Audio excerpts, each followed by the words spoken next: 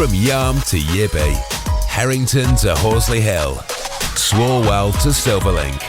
The North East Footy Breakfast with Roy, Steve and Ted. Right across the North East, the Red, the Toon and the Cat. Yuck weather, but not yuck company. Not yuck. No, absolutely not. No. No. Patchy drizzle sound like a rap act. It does, actually. That could be our band name, Ted. Patchy drizzle. Steve, That's it. Steve on That would be a good bass. band name, actually. No, I'm not going to be in the band with Ted. I'm not going to be in a band with Ted after what he said yesterday. Till I get an on-air apology. Well, what I tried to say yesterday, it was spoken over so nobody heard it. No, it got out the first time. That's why I was annoyed. That's why I was angry. Do you know? You hurt me feelings, Ted. And you would get this. I didn't think we. You have a good show next year, lads. Next week's my final week. It's Tyson Wraith against Ted Usyk on the Footy Brekky. I knew it would happen. I'm surprised it was out in round one. I thought tentative jabs. Collectively but no. throwing something at Newcastle fans yesterday, but including me, who had nothing to do with it. Deserves an apology. That's it. Straight out of the bell. Wow, round one. I tell you what, right? Lean, you'll just just sit back and smoke a big fat cigar or something. Yeah, why not? Us Borough fans are Ted happy. will be talking to himself. Yeah. Well, I'm sorry if you took offence at my headline, Steve. That's the best way I can word it. Cute. But as far as the Newcastle fans are concerned, I regret nothing.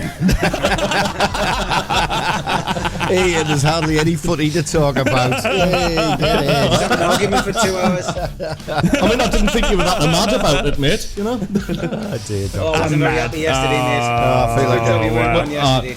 I heard you were pretty mad about it. Yeah. I was mad about it. I feel like that headmaster in the playground. Yuck. Wanting another brick in the wall. Not that I'd want to be a headmaster. I've got to be honest. Yeah. We've heard from Daz, right? Jeez, wow, out.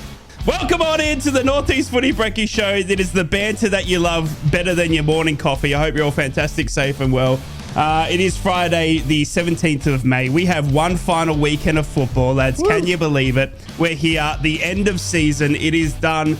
The Premier League will wrap up. We will know who's got Europe, who's got relegated. We know pretty much who's got relegated, but everything will be answered that we've been questioning all season long. Will Sean Dyche give another interview? And he will. Unfortunately, he will. It's been a great season for Everton and but it's going to be a fantastic final weekend of football. We're going to cover that. We're going to talk about Steve's plans for the off-season, Ted's plan for the off-season. Middlesbrough Sunderland obviously officially over. Leeds United didn't bottle it, lads. Can you believe it? Leeds United have absolutely smacked Norwich, the Yellow Birds, off the pitch last night. We're going to talk about that and what it means for Leeds. But I don't think they'll get past Southampton. I think I'm more in hope than expectation that they won't get past Southampton. Well, Southampton do play tonight. Obviously, they have got their game still to go, but they will now meet Leeds in that £150 million game. Can you believe it? Wowee. It's going to be interesting watching Southampton v West Brom. I don't think West Brom are going to be as easy as people predicting, but it's going to be something we're going to talk about. Lads, we're going to talk about, obviously, some transfer news as well. There's been some transfer news coming out of Middlesbrough already, but I want to give you a quick quiz on can you name 10 players who have played for the most clubs in their, ever. So a quick quiz there on who you think might have played for the most amount of clubs. Mario who has Balotelli. moved around a lot. Yeah, not wrong. He's one of them, I'd say. He's right up there. We're also going to talk about Leeds defender Charlie Cresswell, lads. How's this, right? He had the playoff game last night. 4 hours earlier, he crashed into a police car in his brand new Range Rover on the day of his playoff final. How's this? Charlie, what are you doing? All right, not only have you crashed your car on the playoff day, you've hit a policeman. My goodness me. We're going to see if he's okay and everyone's okay in that one, but absolutely incredible that. We're going to talk about some other wild stories. Like, remember the bus with Aitor Karanka?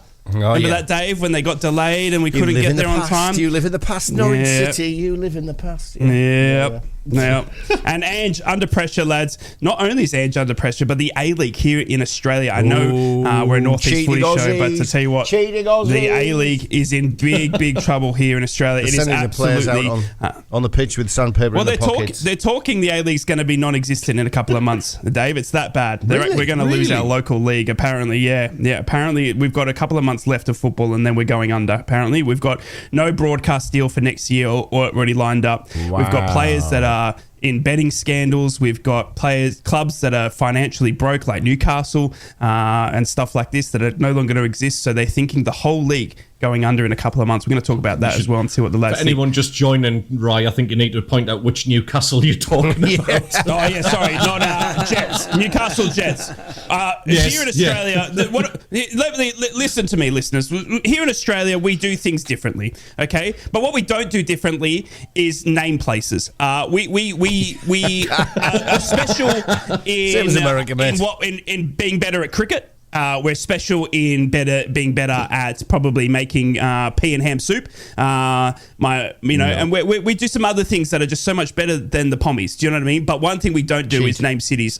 We're just lazy. And one thing you're going to realise is that Newcastle is right next door to Cardiff here in Australia. No, I'm not even kidding. They're next door to each other. We can't even get the geography right. At least I know, separate it's them. absolutely wild. It's that we got New South Wales. That's right. We didn't want to name South Wales, so we just said, let's just name it New South Wales. So that was we went New South Wales. We got Queensland.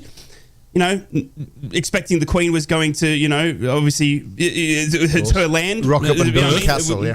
It's ridiculous. It's ridiculous how lazy we are.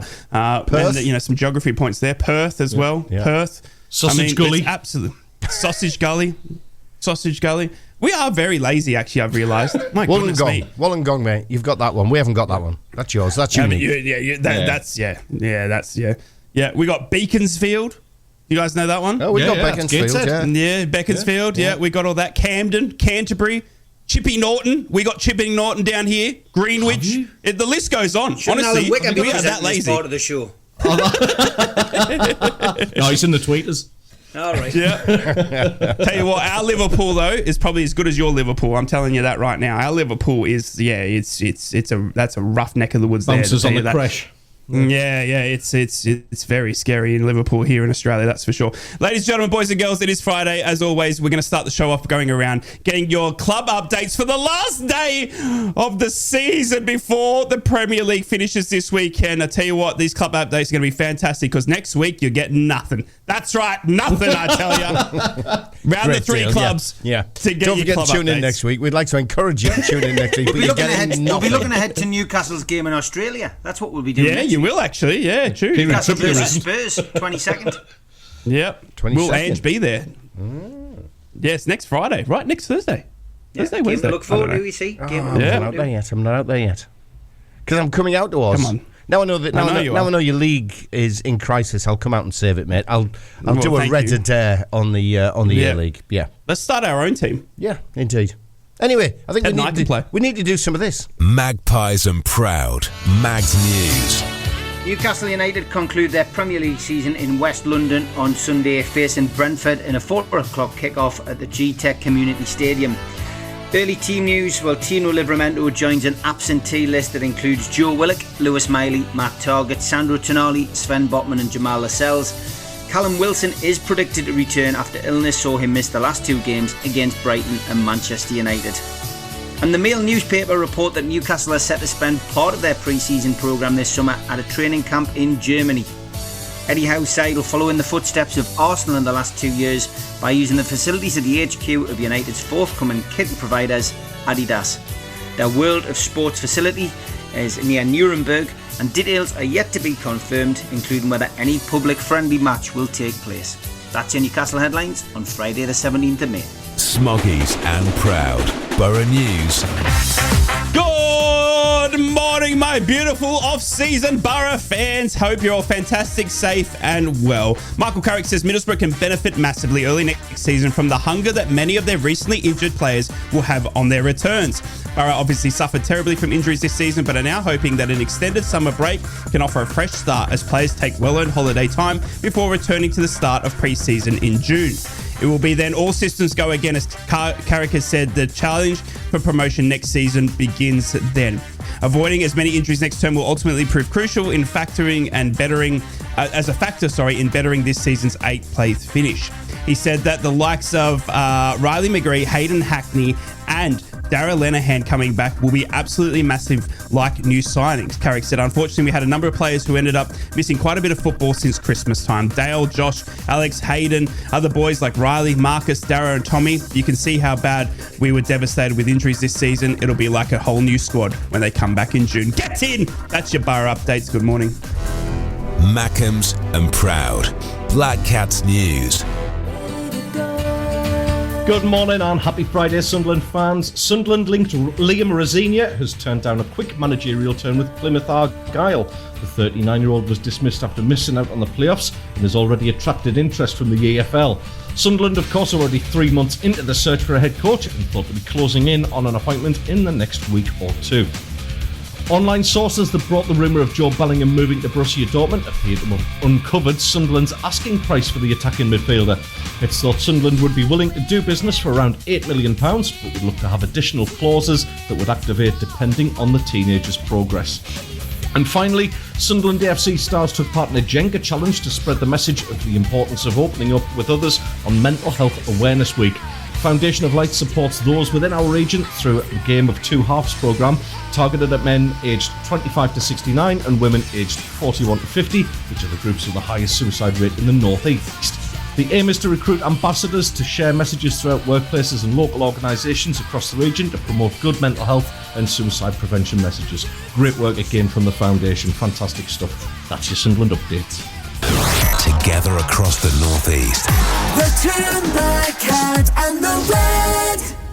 That's fantastic news, that, Ted. I love that. Welcome back to the North East Footy Brekky Show. I absolutely love that. There was another club, obviously, we saw earlier this season where Norwich City. Do you guys remember that fan video they did about suicide prevention and checking in on your mates? There was another one. Was it Wolverhampton, I think? Yeah. There was another one just recently where a team did it. Which is it's great to see. You know, it's the Premier League all the way down to lower division stuff as well. It's absolutely cracking stuff to see. It's normalising it, and I think what's helped us obviously with the Spurs. My memory at the minute is absolutely going to bits. The Spurs striker, Brazilian kid, moved from Everton. Please help me. Richarlison? The video that Richarlison, the interview that he did. Which was very, very, again, tough to watch, but brilliant that's been promoted well. It's incredible, isn't it? I mean, in the UK alone, 10.7 deaths per 100,000 people are suicide. 10.7. Yeah. That is a rate that is absolutely ridiculous, isn't it? I mean, it is. It's something we just need to look at and check in on your mates, definitely. And that's a fantastic story there from your news headlines. Ladies and gentlemen, boys and girls, it is the Friday before the end. It is the end of the Premier League season, the penultimate weekend where we can find out who gets Europe, who doesn't get Europe, and who ultimately will be relegated back down to the Championship, the best league in the world. It's like going up when you come down sometimes. Burnley, obviously, and Sheffield United already confirmed. Luton Town can avoid if they were to score 13 goals or more, lads. Can it happen? You bet your bottom dollar it can't. So you would believe that Luton Town obviously coming down with Sheffield United and Burnley, albeit an absolute farcical game competing between Nottingham Forest. And then obviously we'll find out at the top of the league who gets that European spot. It is Tottenham Hotspur in 5th on 63 points, Chelsea in 6th on 60, Newcastle United in 7th on 57, tied with Manchester United on 57 as well, then just followed by West Ham United. It's the end of the season, obviously, for the likes of the middle team, Brighton, Bournemouth, Crystal, Wolves, Fulham, Everton, Brentford, all confirming they'll be in the Premier League next season for another crack at it, a mid-table finish for them. But it's been a fantastic season. We expect Man City to win it, like I think we all predicted. Arsenal gave it a red-hot shot. Steve, I'll come to you, mate, the Premier League expert, because I don't follow the league. I think it's below par of the Championship. Man City expected to win this weekend, mate, and seal a 4th title in a row. Can you believe it? It's been an exciting title race. I mean, the inevitable finish with Man City winning it is something we all predicted on here. So, I think we all know that Pep Guardiola always finds a way. For the vast amount of the season, we had a 4-horse race. We did. I wouldn't push it to 5, but I would say, Villa and Spurs give it a good run up until the Christmas period, which always tends to find teams out. Then it became a 3-horse race into the start of the new year, and Liverpool, I think, looked like favourites, and certainly the bookies were shortening the odds on Liverpool winning the title. Arsenal were looked as maybe third place team, and Man City looked out of it as well. But fair play to Man City, they just found that kind of consistency which they tend to do, and there's a lot to be said for the experience of winning the title. And if they win a title 4 years in a row, it's something that nobody's ever done in the Premier League, which is again another plaudit, which I'm sure Man City will take. Of course, there's lots of people saying that because of the ongoing legal issues that they've got with the accusations of 115 financial issues, a lot of people saying that they shouldn't be they should be held to account. They should certainly be judged and looked at because really this could all be meaningless if they were ever found guilty of some of these things. Very true. That's the downside, I guess, for Pep. But if we just look at the football side of things, it's been an amazing season for them, and the standout player for me this season has been Phil Foden again. Haaland might get the goals and get the headlines, but Phil Foden has been absolutely superb. I know they've got a multitude of players we could pick out, but Foden has just been excellent. And when you think about him, not even in his mid-20s yet, and all the trophies he's won, it's been fantastic. Quickly at the bottom, it's as you were, isn't it? Sheffield United, Burnley, and Luton. It's the 3 teams that came up, or the 3 teams that are going to go down. That is, unless, of course, there is some kind of financial irregularity, FFP case, which either hits Everton. Talk of them potentially going into administration. If they did, that could see obviously Everton relegated and one of those teams stay up. But from a football perspective, those 3 teams that have come up of haven't been good enough with the lowest points total for the 3 teams that have been promoted in Premier League history. It's the right teams going down, and I feel sorry for Burnley. I've got to be honest. I do think they're a nice club with good fans. Luton, the facilities aren't up to Premier League standards. It's been a nice fairy tale for them, and they've had some ups as well as a lot of downs. And Sheffield United, I think, just became more and more dislikable, I guess, because of doing this show. Doing this show with you guys, especially those of a Borough contingent who got no time for Chris Wilder. I'm not going to shed any tears for them, but it did give Newcastle a wonderful 8-0 win. So thanks very much to Sheffield United for that. Teddy boy, it does look like Sheffield United, Burnley and Luton Town obviously will be coming back down to the championship against us next season, mate. The 3 teams that went up have ultimately come down. We know Leicester are going up. We know Ipswich are going up. It'll be between Leeds United, West Brom and Southampton. Do you expect the same story next season? You think the 3 that are going up are going to struggle again? Very, very possibly. And it's to be honest, it's becoming a bit of a concern now because obviously anybody in the championship, the main idea is to get promoted and go into the, I hate using the term, the promised land, the Premier League, where the big money is, where all the big stars are. That's what you want to do. But now I'm personally starting to look at this as a football fan going, do I want that? Do I want to get absolutely tonked every week? Because we've talked about it all season, lads. There's a gulf now between the two. And making that step up is so much more difficult now to survive. Brentford have equipped themselves well. Brighton have equipped themselves well. 2 teams that are relatively new to the Premier League. They've managed to keep going. I think they went up at the right time, when that money made that next step up. So they've been able to kind of bolster their squads and be able to survive with it. But even Brentford are on the slide a little bit now. They find it increasingly more tough. So it's while I would love to see Borough and Sunderland go up. Of course I would. I want all 3 teams. I want us to be sitting here next season talking, at the end of next season, talking about Premier League football for all 3 of us. Yeah. The fact of the matter is, it's just a bit tough. I'm very concerned because I can't see any of those teams, and I've seen all 3 up close this season that look like, I'm using Leeds as the example of going up from the playoffs. I just don't see them surviving. They couldn't beat a very average Sunderland team over 2 games. They've got this sort of tendency to capitulate under pressure as well, which we've seen in the past. I just don't see them being a Premier League outfit unless there's serious money spent there, but then they've got to do it within the realms of decency. It's going to be tough, mate. To answer the question, I took the long way around. No, you're all right. Yes, I can see very much the same thing happening again, mate. Wow. Davey-Lad, our button pusher, good morning, mate. I hope you're fantastic, safe and well. I'm pressing all right. I'm pressing all right this morning. You're doing okay. Yeah, you're doing all right. Yeah, you're doing all right.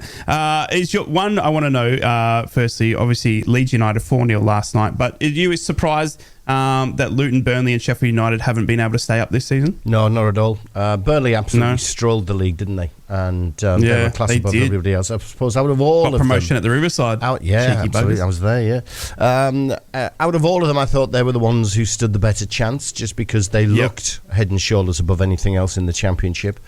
But I'm not surprised because the gulf is getting huge.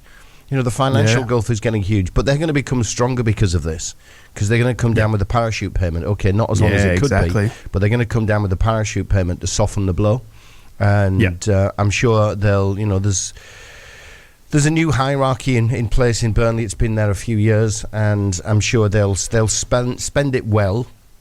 And they've got the basis of a good Championship side. So I think that's key to any side. Ted, and I'm, I don't often agree with Sunderland fans, but I'm in agreement with you about, had the Borough have gone up this season, I thought it would be a torturous season next year, because I don't think we're ready for it. I think we'd have been battered. And there's every chance that would have been where the likes of Sheffield United, Burnley, Luton are. But saying that, I think that is the key to longer term success in the Premier League for somebody outside of the Big Ten or whatever it is. I think it's getting yourself promoted into the Premier League, maybe hanging around for a year. If you can do more, brilliant. I mean, you've got to aim for staying in the Premier League. But if you do come down, you bank the parachute money, you invest wisely, you go back up, you get another shot at it, you're banking more cash, and ultimately you're going to have the resource. Then you're going to have the playing staff, the human resource, to then stay in the Premier League. And I think, that's the key to it. Look at Brighton. Look what Brighton did. And look where they are now. They've established themselves as a regular Premier League team. And I think that's the key going forward. It's just the gulf is getting bigger and bigger, so you've got to play a different type of strategy to get yourself part of it. Yep, no, I completely agree. Well, we're going to talk about this last weekend of Premier League football. We do know the 3 teams most likely to come down, but we have got a big game for Newcastle facing Brentford, obviously, in their last day. What it could mean for them. We're going to talk to Steve about that, but we're also going to talk to Teddy Boy, because we've got a lot to talk about in the Championship. We've got transfer rumours already starting for our 2 clubs, and one of us is without a gaffer still. Maybe some news in there, hey? Still. Maybe some news in there. Still. Gets confusing when you use that word still. I know. Yes. Will it happen? Hey? See what I did there? Will still continue. And it's those types of jokes, ladies and gentlemen, that you're going to stick around for right after this. Probably not. From Wickham to Whitley Bay, Stonygate to Shields, Doggy to Darlow Backlane, Steve, Ted and Rye. The North East Footy Breakfast. Right across the North East, the Red, the Toon and the Cat. What's up? What's up? Matney's been on. He said the gulf is that massive. We're talking here Premier League to Championship. I honestly think Ipswich will come back down, unfortunately. They'll make a good go of it like Luton did, but I reckon the 3 clubs who go up this season will come straight back down again. So that's even Leicester, people? Even Leicester? Leicester. Have you got a Leicester in Australia, mate? A Leicester, we do actually. Yeah, we do. Goodness. Yeah, we got a Leicester just in New South Wales, the new Wales of the South. That's right. Wales of yours the South is old because ours is new. I forgot to tell you. By the way, we've got a prize to give away this morning. Oh! Wait, hang on. Is it Ted Shorts or something like that? No, it isn't. Okay. By the way, Als, have you got Clarky shorts yet? They were posted before I went off to Thailand. Als, have you got Ted's got a gift posted this week as well. Sorry? The postage. I did. Yep. Yep, got sent the other day. Ted won a quiz Tuesday, was it, Teddy boy? I can't remember. Tuesday, yes, we yeah, gave Tuesday. him we've organised a Sunderland home kit for Teddy boy, Right. and I did it through the avenues of my Twitter or X people, and they Ted's organised got a it for me. Sunderland They've got to send him this season's. Yeah, from me. Yeah, Is Rye he signing won a it? quiz. Just No, to there's a deface special it. name on the back. All right, okay. Oh, Yep. that'll be interesting. Oh, no. Oh, no. Yep. Oh, no. I can guess what that Rye, name will my be on the love. back. Yeah, indeed. 293, so he never forgets my birthday. Okay. Yep. Okay. 293. Yeah, 29th of the 3rd. 3. Oh, right. All right, thanks. Yeah. I was wondering. I was wondering, February is it 2nd of 93? September, the year 3. I thought it was his, the code on the back of his bank card. My phone number. By the way, Absolutely love it. just while we're on a TED theme, Matty's come back and said, although if Sunderland did come up, I'd love the Derby game back. But also the banter of them getting destroyed every week. Sorry, Ted. Had to get you back for upsetting me and Steve. Right, there you go. Anyway, talking about this. Yesterday, the Red, the Cat and the Toon, were actually present when the first Wendy's restaurant, this American burger chain, opened in the North East. So our lad who went over there, young Danny, snaffled a load of golden tickets. It was legal. We haven't stolen them. We were offered them. Okay. So this morning I have 4 golden tickets in my hand for us to give away for what is effectively 4 breakfast sandwiches. So if you and your mates want to go to Wendy's over the next few days, it is there only is one outlet in the North East, and I'm sorry it's on Teesside. So you might need to be around Teesside for these. But if you fancy these tickets, guys, we've got to think of some sort of foodie, Ted, some sort of foodie question to give those tickets away this morning. Yep. I'm on it. Yeah. Don't make it ridiculously hard. Let's make it nice and easy.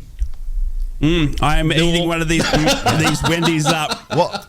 Wendy's breakfast sandwiches right now. They are it is delicious. And shout out to Wendy's if they want to get on. What I'm acting. All right, sorry. I'm acting. I'm promoting Wendy's. Well done. This is absolutely delicious. If you need those 4 tickets, let me tell you, ladies and gentlemen, this is the best breakfast sandwich I've ever had in my life. You need to get on board. You've given me an idea. The Wendy's breakfast show would work well, wouldn't it? North East Footy Breakfast. Exactly. The Wendy's North East Footy Got Breakfast. the question ready? Already? Oh, I've got the question ready. That was quick. What? All right, go on. What ingredient goes into a fried egg? Is it that one? Crumbs. Olive oil, actually, in my case. But there you go. Oh, okay. Because olive oil, you have to cook it at a lower temperature than normal vegetable oil because it'll burn easy. There you go.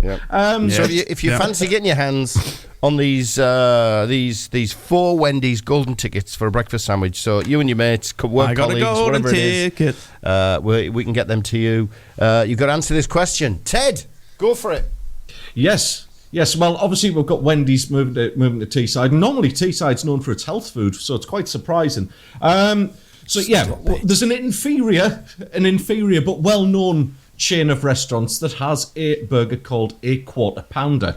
But the question I'm putting out to you, and it is 0330 043 2002, you must tell me, what is a Quarter Pounder with cheese called in Europe? Whoa. Get in. That's a good one. I like that. Yeah. Well done. Well done. What is a Quarter Pounder with cheese called in Europe? 0330 043 2002 on the WhatsApp. And you can also get in touch with us at any stage this morning if you want to talk about the last games of the season. How are you feeling without football? Are you going to be sad?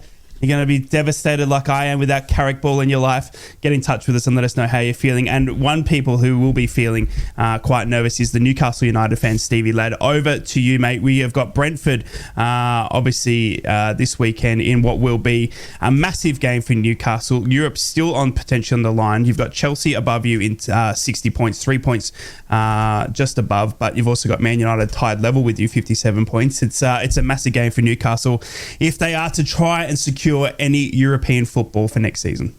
Yeah, I mean, obviously, I wasn't in a great mood yesterday. I avoided Melly Barnes like the plague yesterday. Yeah, I would have. Well, until last night. I mean, he was sending us videos from outside of Old Trafford on the night, and I switched my phone off as soon as the match was finished. But he, I had a chat with him yesterday. I think we both admitted Manchester United, Newcastle United were 2 average teams the other night, but they served up a feast of football for the neutral. It was as simple as that. And that's not what you did there.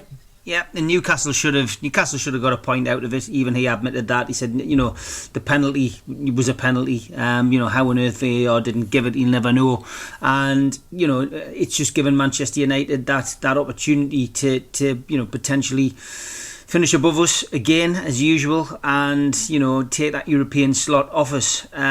His mindset was that he felt that it might be a good idea if Manchester United or Newcastle United didn't qualify for Europe and got a chance to rebuild and and get into the Champions League again the following season. But I'm not of that kind of mindset. I want to be in Europe next year. Doesn't matter what it is, whether it's the Europa Conference or the Europa League. Either will do for me. It's about the experience. It's about playing these teams, and it's about working your way up the ladder. I don't think this has been a bad season. I think my reaction of anger was more about the VAR and the fact that we should have beaten a pretty poor Manchester United team. We should have done the double over them, and we should have secured our place in Europe on that night. I think there was an overreaction to the actual performance. I think Newcastle played well in spells, and certainly creativity up front was there. We just didn't take all of our chances, because you can't say we didn't take our chances. We scored 2 goals. We just we missed some one-on-ones with Onana, which on another day would have gone in. So on reflection, it's not too bad. So looking ahead to this weekend's game against Brentford, I felt this was the harder of the 2 games.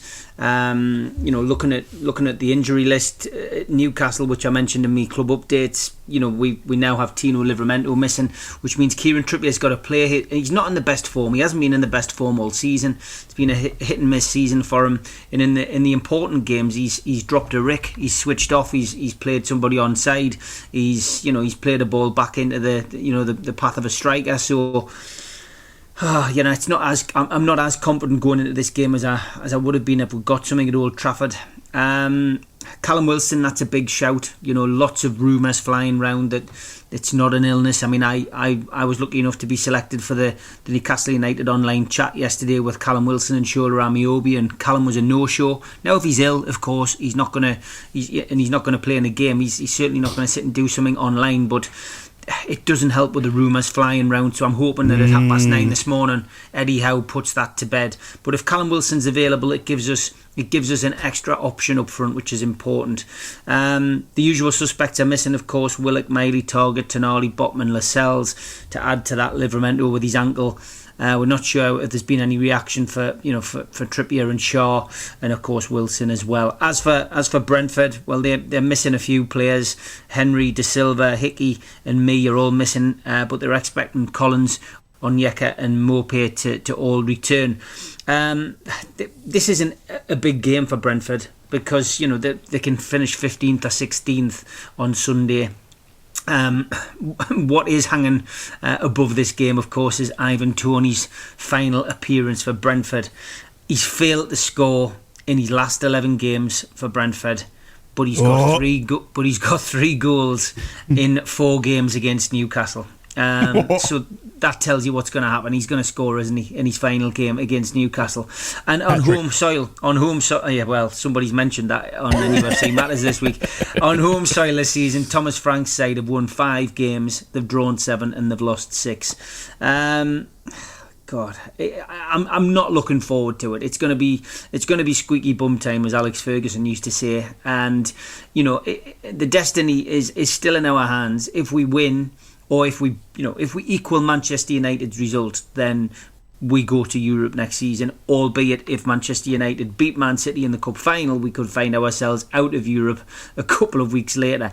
But at the moment, it looks like a score draw to me, this game, and I think Manchester United will either draw or lose at Brighton. So I think we'll get there by the skin of our teeth. I think Chelsea win their home game against Bournemouth. I don't think there's any issues with that. I think they've had a wonderful end to the season, and they'll deserve to finish 6th. But yeah, it's, for me, I think it's a score draw coming this weekend. Possibly 2 score draws at Brighton and at Brentford, which would see Newcastle finish above Manchester United for the first time in the Premier League. Steve, I've just gotten a text message saying that you've just won $1 million, but you have to bet it on whether Eddie Howe will be at the club start of next season. You betting man with $1 million that I've just given to you, saying yes or no, Eddie Howe's going to be there if you fail to qualify for Europe this weekend? Yeah, he'll be there. He'd definitely be at the club next season. He's earned it. The three seasons have all been exciting and for different reasons. Escaping relegation, finishing in the Champions League and getting to a cup final, and finishing in a European place if they do is a bonus. If they finish 8th, that's not failure. Especially after the run of injuries we've had this season, that's a hell of an achievement, and he'll be there at the start of next season. However, if they got off to a bad start next season, there could be questions from PIF. I don't imagine PIF are delighted with this season, but they will have been. They were told on the Amazon documentary. Dan Ashworth and Darren Eales were both playing down what this season was going to be about. Newcastle would struggle with the Champions League and with the balance of trying to balance the FFP. They predicted this, and they've been right. A 7th place finish. A 6th place finish is still possible, but you would need Chelsea to lose and Newcastle to win, of course. But if it happened, that would be remarkable. But yeah, I don't think it's been a bad season at all. The problem that Newcastle have got and Eddie Howe's got is that it's the away form. 11 defeats in 18 games so far away from home. The home form has certainly done its job for Newcastle this season and kept them up there. But first 10 games of next season, will Eddie Howe be under the microscope? Of course he will. And if they got off to a bad start next season, especially if they splash some cash, which you would expect them to do, then there will be question marks over Eddie Howe, and I think there will be questions asked, and potentially we could see a new man in the dugout. But he's had a hell of a run so far, and I hope it continues, because I do think we've got the right man for the right job. Teddy, my boy who loves a kebab, Mackem, you faced Newcastle this season firsthand in a derby. By that. No, that's not attacked. Do you not love a kebab? I do, yes. Exactly. There's I'm trying to eat no healthy this week. I've had 5 days of salad, mate. I'm feeling emotional. Right. I love a kebab as well. Right. I think we need to sit Ted on a couch and just ask him what his problems are, because he reacted unreasonably to that. I love a kebab. Do you know what I mean? He's just like I'm attacking him. I mean, we're kebab brothers. I know exactly what it is, Dave. I know exactly what it is. Mrs. Ted's had me on salads for the whole of the week since Sunday. I've lived on there's salad. a subliminal message. Yes, you got the meat cry for help. sweats. Yeah, but without having meat. Yes. Without meat. The sweating for meat. The only dressing I had on my tuna salad yesterday was basically me tears as I was eating tuna salad. Oh, you are down bad, son. I'm really sorry about this. Teddy boy, I wanted to ask you just quickly. Obviously, Steve doesn't think Newcastle's season will be ultimate failure. Obviously, do you feel Eddie Howe's or Newcastle have had a successful season, given that you're a Mackem as well, because I want the insight on this, if they fail to qualify for Europe? It's a tough question. I'm going to sit on the fence slightly with this one and say it's not been a disaster. Right, so it's whether it's a success, I think that's something for Newcastle fans and Newcastle owners to decide. I don't think it's been a disaster for them. To be kind of beaten the way they were in terms of the Champions League, by 2 semi-finalists, absolutely not. It's not a disaster for them by no means. Davey-Lad, what do you reckon? If Newcastle fail to qualify for Europe, has that been an underachievement in Newcastle's regards now? I think it'll be seen that way by the management, and it would put a huge question mark over Eddie, because I think the least they would expect is to be competing in some sort of European competition next season. So I think it is. I'm still sticking to what I said a while ago, and obviously I've been ridiculed at times over it, which I just get the feeling Eddie Howe's the next England manager. I've been saying it for a while. And this could be the catalyst that makes that happen.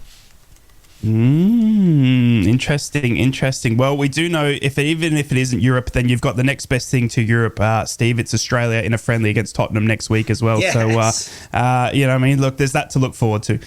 You do get a trip, and you Newcastle fans coming down to Australia, you can always call me and I'll show you a good time down here in Australia. Where's the game being played?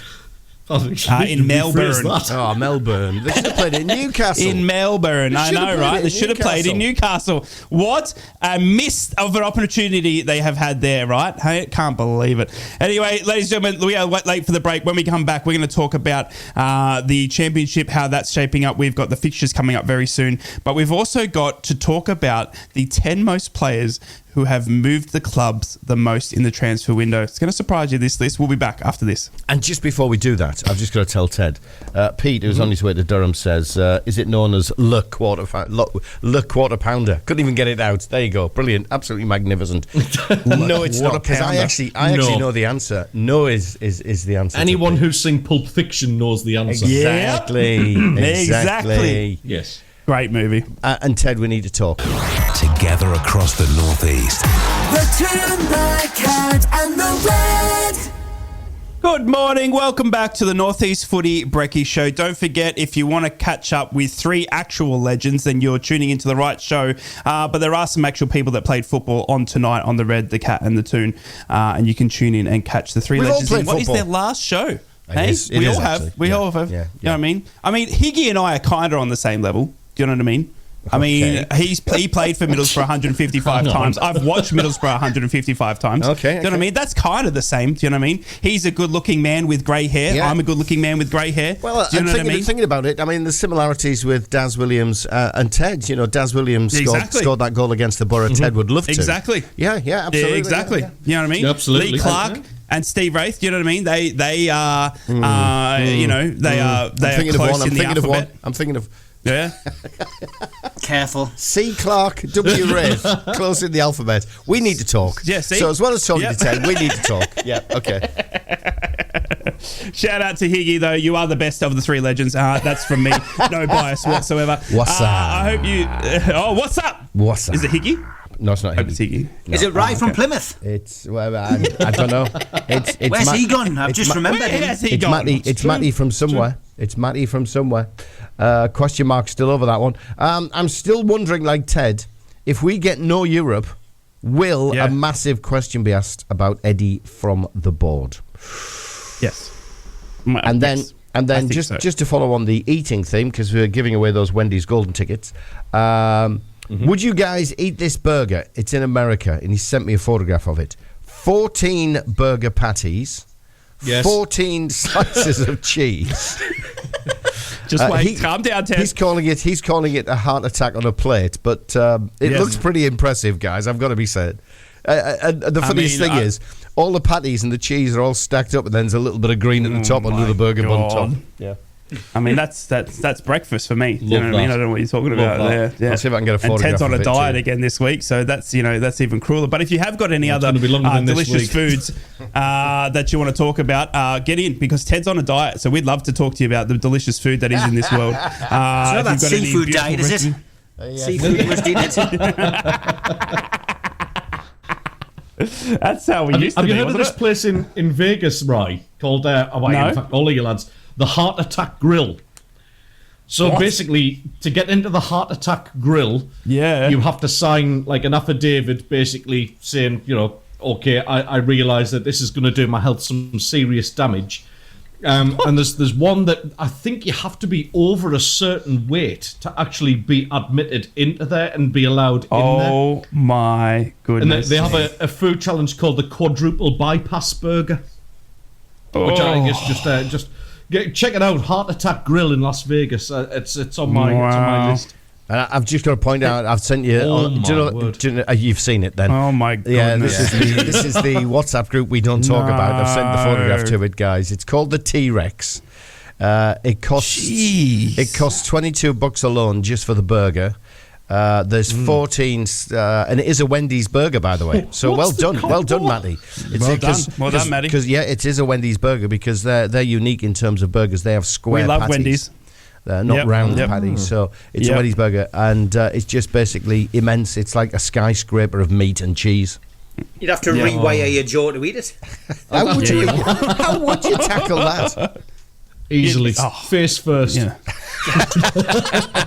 Belly flopping. God, I'm hungry. He's slammering. Ted's slammering over the thought of meat at the moment because their lass has put him on a salad diet. Oh my goodness! Oh wow, incredible. That is incredible. That. So and what? $24 is that? That's 24 for the combo. For the combo. So that comes with your fries and your drink. Wow. No way you'd want more. Oh yeah, I'll take a large fries as well, thanks. Yeah, like what? And a Coke Zero. Yeah, I'm trying to watch my weight. Sugar, I'm low sugar. Brilliant. Oh my goodness. I'll tell you what, I'd love Have you ever to try done a and food attack challenge, that. Steve? You ever done one of those food challenges? Not for me, mate. Not for me. No, I did a burrito here in Australia that made me sick. We did it when we were in the military. It was like it was like a kilo burrito or something, and you had to do it in like 30 minutes, and I was vomiting for like 3 days straight. It was absolutely disgusting. I tell you what. Yeah, you ever done a food challenge, Davey-Lad? Like one of those man versus food things? No, I've not done anything formally. I mean, the only sort of challenge is when you go into a restaurant and basically they serve you half a cow on a plate, and if you eat it, you get it for free. I've done that sort of thing. But I've not done any competitive food challenges where you stuff 27 hot dogs down your gullet in 60 seconds or anything like that. No. Ted, that sounds up your alley. Have you done anything like that? It does, to be honest. About Ted? It's a character assassination this morning. I love it. It's not. I know it's a little bit. good. Blimey. No, it's good. It's all good. It's all good. No, it's a good pal of mine. a good pal of mine, Andy Mason. Me and him used to go to the place that sells the quarter pounder with cheese. I'm not going to name them. Out of respect to Wendy's, our new pals. But we used to have double cheeseburger challenges. So we would literally sit there, hungover as hell, by the way, when we do this. But we'd sit there and basically keep on going back for more and more double cheeseburgers till one of us said, "Quit." My record is 9 double cheeseburgers in one sitting. No. Wow. But I'm going to you always order them without ketchup. And do you know why you do that, lads? Why? Because they've got to make them fresh then. Oh, clever. I like that. Als has been on, lads.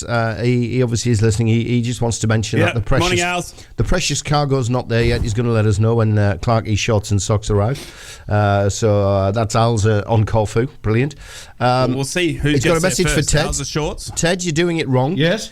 You give up the salads and eat only meat. Yep. That way you lose weight and get lean. He's been carnivore for 3 years and he's as fit as a lop. We want to see a photograph, don't we? We want proof. He hasn't seen my cholesterol. And then, guys, just to really rub salt into the wounds, I've sent you another photograph on the WhatsApp group we don't talk about. That's his light lunch. Of meat? So that's Al's light lunch. Oh my goodness! So do you know what I'm thinking this morning? I'm thinking That's a decent mezze, that like these golden tickets we've got. Rather than answer that silly question, why don't we just give them away to the person who sent in the best photograph for breakfast? Yeah, do that. Why don't we just go ourselves? Why don't we just go ourselves? Me, you. Look at the problem there, Steve. I'll tell you what. Me and Steve. I mean, just because Steve will have travelled to do that, we'll give him Rye's ticket. And absolutely love it. And just because I've got the tickets in my hand, I'll just eat Ted's. There you go, Steve. We've absolutely fantastic. Yeah, we've sorted it. How much we love Wendy's. And Wendy's, I absolutely love you. Fantastic joint. One of the best places to ever eat. And, if you want to sponsor the show and get us a private jet to get me over there, whatever you want to do, get on board, Wendy's. We absolutely love you. And you have delicious food. And we've started something here. Daniil, good morning, Daniil. He says, morning, gents. All this food talk straight after breakfast. Yeah, I know. Please consider me. I only had a bowl of granola.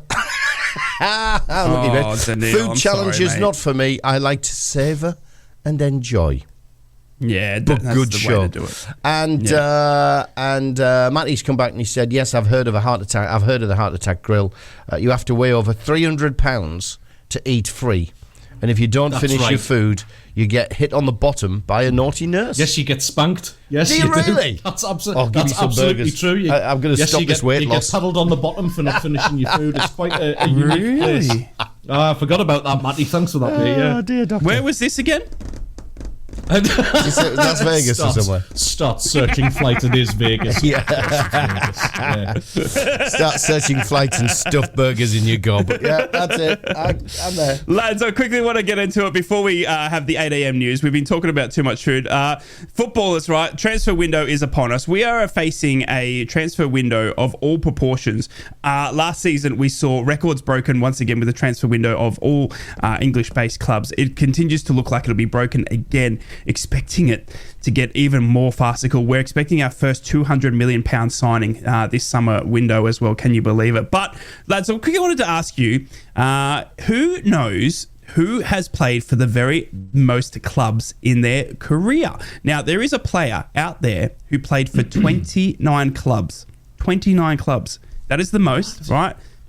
He played for 29 clubs during his career, right? In second, the next closest player was a player who played for 15 clubs. And then in third was a player who's played for 14 different clubs, right? Can you believe it? Now, props to you if anyone out there can guess who the 1, 2, and 3 are. But the one I wanted to talk to you about was Andy Cole. Did you know Andy Cole played for 12 clubs in his illustrious career?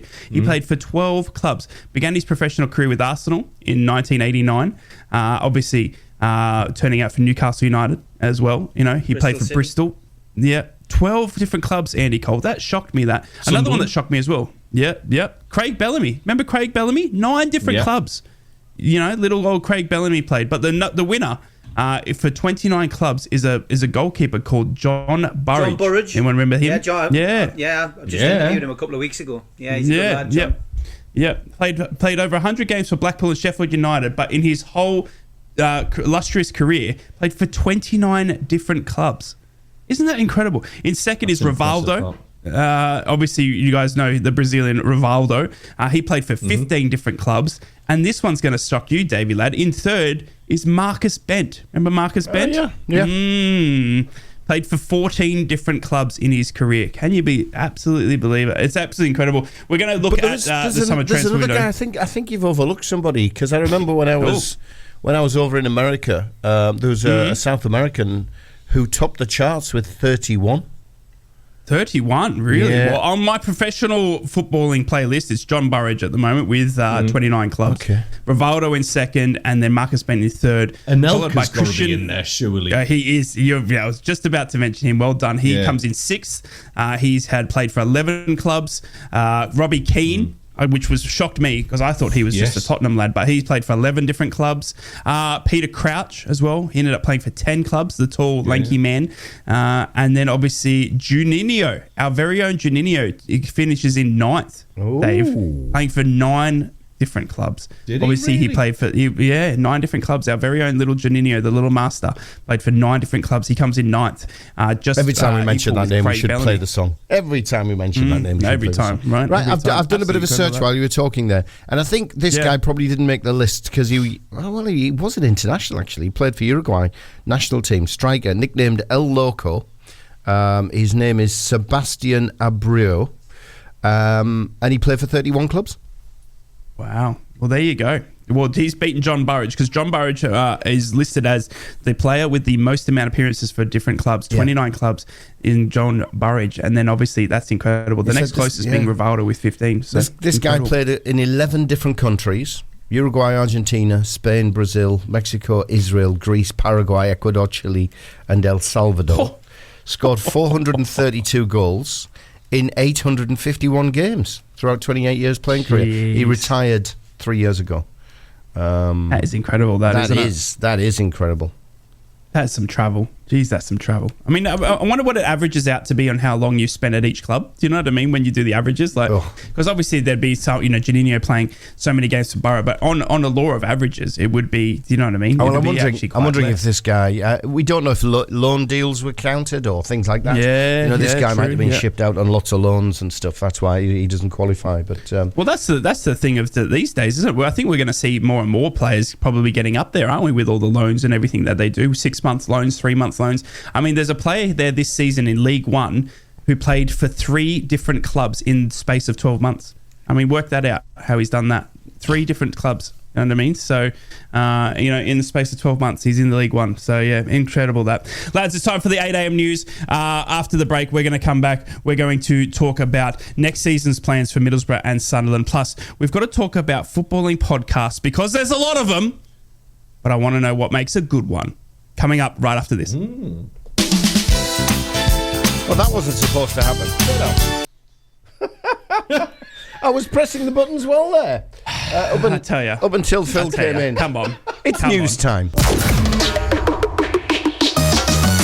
From Yarm to Yibby, Harrington to Horsley Hill, Swarwell to Silverlink.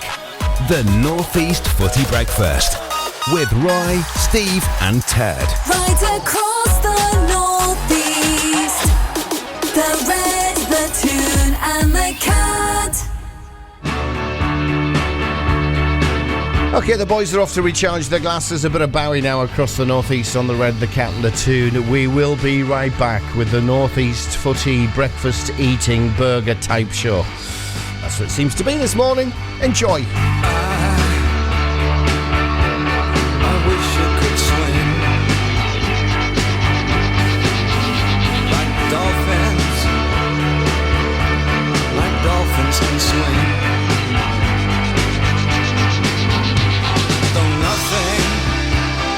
Nothing will keep us together. We can beat them forever and ever. Or we can be heroes just for one day.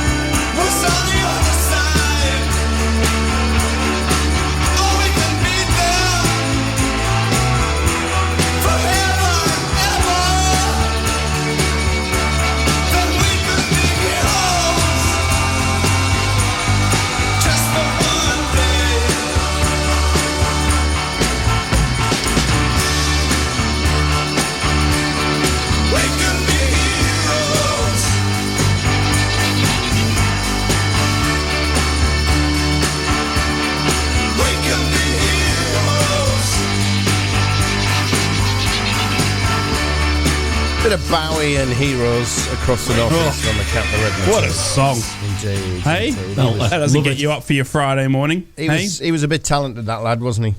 He was special. Yeah. The world's never been the same since he went. Believe it or not. Indeed. 2016, it fell apart. I wonder where his car is. I wonder where the Roadster is at the moment in space, because Musk sent it up, didn't he? His red Roadster, and it was playing Bowie. from the car speakers, which nobody in space would. If the old Martian went to the car, they wouldn't be able to hear it because there's no air for the sound to travel. But there you go, he was playing it. This is true. Yes, nice idea. Indeed, yeah. There's a great cover version of that as well by Peter Gabriel. If you ever get a chance to hear it, it's a slow version. Really, it's absolutely beautiful. Really, heard he's really good. Decent with a sledgehammer. See what I did there? Big time, mate. Big time. I bet he is. Yeah. See what I did there? See what I did there? Teddy Big boy, time? I Okay. believe we were talking just before the break as well about players that have played for the most amount of clubs in their career. Absolutely incredible hearing some of these names like Craig Bellamy, obviously Marcus Bent as well, Borough fans. But you've got an even better one that's shocked me, to be honest with you. I should have kept this for what the fact, to be honest with you. I'm glad you didn't. I'm glad you didn't. A career that spanned from 1979 to 1992, 13 clubs, 0 appearances. I am talking about Carlos Henrique Raposo, commonly known as Carlos Kaiser. Goodness. He's a Brazilian con artist and former, in inverted commas, footballer who played, in inverted commas, as a striker. Although his abilities were far short of professional standard, he managed to sign for numerous teams during his more than a decade-long career. Never actually played a regular game at all. Nice. Not once. My 13 clubs. Dunneil's been on the WhatsApps and he got John. He got Budgie right. He did say Budgie. Yeah. And he asked, is one of those players Tony Haitley, Mark Haitley's dad? Oh. So have a look at your list. Not on the list. Wasn't on the list. Wasn't on the list today. Not on the list. And he also mentions, if I tried the T-Rex burger, I'd be completely burgered. Yes. Well done. Like what he's done there. Well done. I tell you what, if I ate that burger, I'd have arms like a T-Rex. You know how I'll be like, that's how I'd be feeling. Like that's sick. That my hands would be like this, all creased up, and oh my goodness me, I would be absolutely sick. And point of order, somebody's having a go at me, boys. Someone's having a go at me. Oh no. Yeah. What? Yeah. Owls is having a go. Oh, I thought it was going to be because Steve. of that. I wasn't going to talk about that slight error going into the news, but he did send me a message and said, "I see you're on the ball again, Dave." Yes, Owls, get on him. Well done, Owls. Owls, how would you feel like like coming on as a producer next year? You got a time? Hey? It's that type of hierarchy that we need. No, pressing buttons, Owls. See, boys, talk among yourselves. I'm fired. That's it. That's gone. Well, let's see how he goes, Owls. It is time to go around the 3 North East clubs and find out what's making news in club updates for the Friday, the 17th of May. And seeing as Ted hasn't slagged me off, we'll start with him. Oh, thanks. Mackems and Proud. Black Cats News. Good morning, Sunderland fans. Happy Friday to you all. Sunderland-linked Liam Rosenia has turned down a quick managerial return with Plymouth Argyle. The 39-year-old was dismissed after missing out on the playoffs and has already attracted interest from the EFL. Sunderland, of course, are already 3 months into their search for a head coach and thought to be closing in on an appointment in the next week or two. Online sources that brought the rumour of Joe Bellingham moving to Borussia Dortmund appear to have uncovered Sunderland's asking price for the attacking midfielder. It's thought Sunderland would be willing to do business for around £8 million, but would look to have additional clauses that would activate depending on the teenager's progress. And finally, Sunderland AFC stars took part in a Jenga challenge to spread the message of the importance of opening up with others on Mental Health Awareness Week. Foundation of Light supports those within our region through the Game of Two Halves programme that's targeted at men aged 25 to 69 and women aged 41 to 50, the groups with the highest suicide rate in the North East. The aim is to recruit ambassadors to share messages throughout the workplace and local organisations across the region to promote good mental health and suicide prevention messages. That's brilliant work from the Foundation once again. That's your Sunderland update. Smoggies and Proud. Borough News. Good morning, my beautiful off-season Borough fans. I hope you're all fantastic, safe and well. Uncle Carrick has said that Middlesbrough can benefit massively early next season from the hunger that many of the recently injured players will have on their returns. Borough obviously suffered terribly from injuries this season, but are now hoping that an extended summer break can offer a fresh start as players take the well-earned holiday before returning for the start of pre-season in June. It will then be all systems go again. As Carrick said, the challenge for promotion next season is the target and nothing else will be success. Avoiding as many injuries next term will ultimately prove as crucial factor in bettering the season's 8th place finish. And Middlesbrough will be buoyed by, he said, what would be like new signings in getting the likes of Dale Fry, Josh Coburn and Alex Bangura back, Hayden Hackney, Riley McGree, Marcus Force, Darragh Lenihan, Tommy Smith, just to fit that bill is like a whole new squad. When they come back in June after having an extended break, as long as they have kept up their training plans we have set for them, we should have an absolutely belter of a squad. Get in, Michael. I didn't say belter, but I did, because that's what we're going to have. On to the Premier League we go. That's your bar updates. Magpies and proud. Mags News. Newcastle United conclude their Premier League season in West London on Sunday facing Brentford. It's a 4 o'clock kick-off at the G-Tech Community Stadium. Eddie Howe's press conference will be kicking off at about 9:30 this morning, but we're expecting him to confirm that Tino Livramento will join an absentee list that includes Joe Willock, Lewis Miley, Matt Targett, Sandro Tonali, Sven Botman and Jamal Lascelles. Callum Wilson is predicted to return after illness, saw him miss the last 2 games against Brighton and Manchester United. And the Mail newspaper report that Newcastle are set to spend part of their pre-season programme this summer at a training camp in Germany. Eddie Howe's side will follow in the footsteps of Arsenal in the last 2 years by using facilities at the HQ of United's forthcoming kit providers, Adidas. Their World of Sports facility is near Nuremberg, and details are yet to be confirmed, including whether any public-friendly match will take place. That's your Newcastle United headlines on Friday the 17th of May. Together across the North East. The tune, the cat, and the red. Good morning. Welcome back to the North East Footy Brekky Show this Friday, the 17th of May. The eve of the end of the season is upon us. We have the final weekend of the Premier League, and lads, last night Leeds United booked their place in that playoff final against either Southampton or West Brom. We'll find out later tonight. But I tell you what that means now. There's now a busy weekend in store for London, lads, because now we're going to have, in the same weekend as Manchester City and United play each other for the FA Cup final, Leeds United will now be there for their final as well. And to say that Leeds United fans and Man United fans don't get on is an understatement. So some very, very big planning needing to go underway there because it will be an absolute packed weekend there. Leeds will be playing either Southampton or West Brom. We will find out later tonight, both sitting on that aggregate of 0-0. Teddy boy, my championship brethren, Leeds United last night absolutely pantsing Norwich at home. Obviously, it was a 0-0 aggregate going in, but then Leeds absolutely put the foot down, scoring 3 in the first half, 1 in the second half to win 4-0 over the Yellow Birds. Norwich now confirmed to be in the championship next season. Impressive for you by Leeds, or do you just think it was one of those games that just had to happen at Ellen Road? You've come to the guy for an opinion who said Norwich would go up. I know, same.